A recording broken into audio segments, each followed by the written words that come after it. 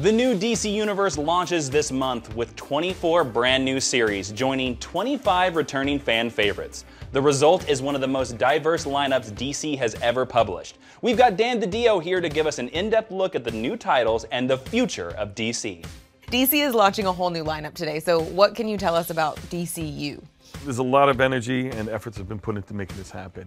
When we started the move from the East Coast to the West Coast, we know we wanted to hit the ground hard. This week really captures a lot of the diversification of the line. You see the traditional superhero storytelling in Green Lantern, Justice League with the Darkseid War. You're getting a sense of some new edge, cutting edge books that we have with Omega Men and Midnighter. And you're getting a sense of the comedy too, with Bat-mite coming out. So like I said, it's a good snapshot, but it's just the tip of the iceberg for all the things that we have coming in June. You guys also decided to ditch the New 52 title as well. What went into that decision? You know what, the New 52 was really a point of time to identify what we were doing with our books. And we always knew it was going to come off at some point. And after pulling everything so closely together, and even with Convergence, pulling the storyline so closely together, this is a chance for us really now to open things up, let each character breathe and stand on its own 2 feet. And for us, we're looking to see where patterns develop, where things might really start to take hold and start to build in those directions and expand from there. Well, and what is it about, I know, just mentioning some of the different genres, you guys are much more focused on making sure that each book fits into a specific genre. It is, you know what, and it's funny, we didn't really set out that way. Yeah. But you started to see that starting to build across the line. When you see books like Bat-mite and Bizarro and Prez have a tonality that has much more humor-based, or something that has a real science fiction tone, like the Green Lanterns or the Omega Men books, or something that's much more traditional superheroes, or something that's more might be considered what's called new adult or young adult in the Black Canary book, or the Starfire book, teaming it up with Harley Quinn, or what we do with Batgirl right now. You start to see it all taking on these different styles and tones.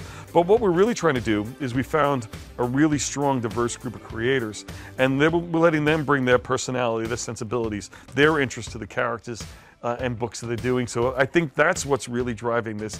As much as we wanted to diversify our look and style, we're really letting the creators really define what that is. And I mean, for me, I always try and get other people to read comics who may not necessarily be comic book fans yet. Is this a good point for them really to jump in? Absolutely. I mean, what we did is we had a multi-step program here. We went with a lot of number ones, and we really wanted them to be entry points. Even if they were built on pre-existing characters, we really wanted you to come into a number one and feel like you were the first time you meet a character for the first time. With the returning characters, the books that are continuing the numbering, we really wanted to find new and exciting jump-on points for those characters. You see major status quo changes taking place in the Batman books, Superman books, Green Lantern, and so on. And I think what's great about that is, if you weren't reading them beforehand, there might be enough buzz to make you want to sample and see what's happening. We felt so strong about all these new directions and all the sensibilities. That's why in May we provided all the sneak peeks, and those things are still available for people to see.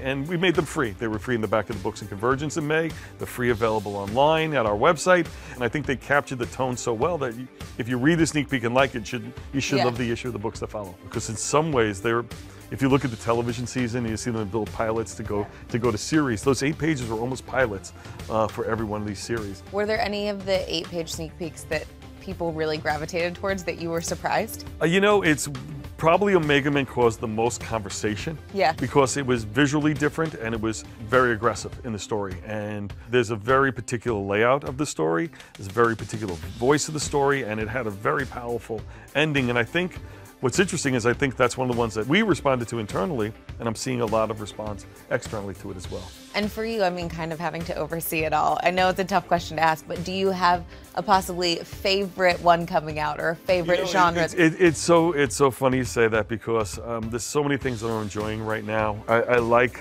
the risks that they're taking on the Batman books and the Superman books.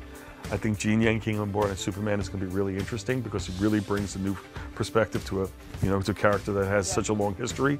I loved what's coming out in Prez. That's my secret favorite, because it has a biting, satiric sense of humor that I think is so important and relevant to today. But then I look at the artwork of somebody like Sonny Liu, on Dr. Fate, and I say, it's not what I expected to see in that book, but I find it so engaging that it pulls me in. And we're hoping for books like Starfire to build on the success of Harley Quinn, or Black Canary to build on the success of Batgirl. Even with Midnighters coming off of Grayson, there's a lot of things that we're trying to find a way to expand the universe, but build it on a strong core, and just to continue to build out from there. So now that we've got the sneak peeks, we've gotten a little bit of the inside scoop from you. When can everybody get their hands on these books? Well, these books actually start coming out this week, I guess you could say it right.